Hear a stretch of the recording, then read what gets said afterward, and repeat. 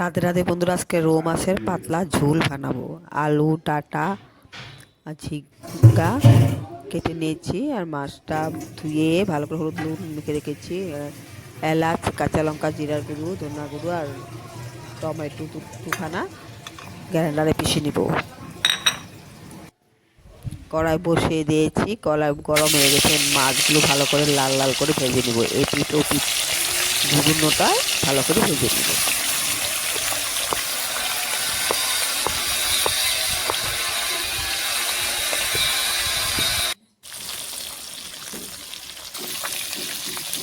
এই রৌ মাছটা এখন উল্টাই দিব, দুই দিকে লাল লাল করে ভেজে নিব। এখন এক পিঠ ভালো করে লাল হয়ে গেছে, ভেজে উঠানো, উল্টাই দিব।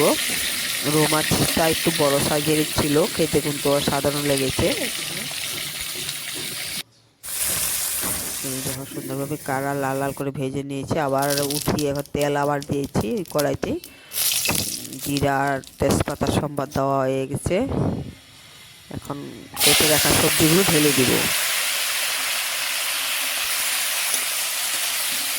ভালো করে লাল লাল করে ভেজে নিব হলুদ নুন দিয়ে।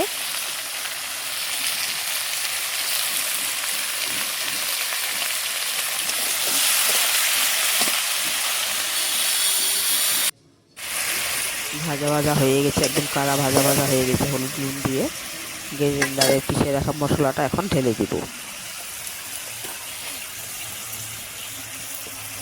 মশলাগুলোর সাথে ভালো করে ভেজে নিব। মশলাটা ভালো করে ভাজা হয়ে গেছে, এখন পরিমাণ মতন জল দিয়ে দিব। ঝিঙ্গা আলু ডাঁটাটা আগে আধা সিদ্ধ হয়ে গেছে, এখন ভালোভাবে সিদ্ধ হয়ে গেছে। এখন মাছটা ঢেলে দিব, ভেজে রাখা মাছটা ঢেলে দিব। এইভাবে পাতলা ঝোল বানিয়ে খাবে বন্ধুরা, অনেক অসাধারণ টেস্টি হয়। তোমরা খেয়ে দেখবে, ভালো লাগবে। ভালো থেকো, রাধে রাধে।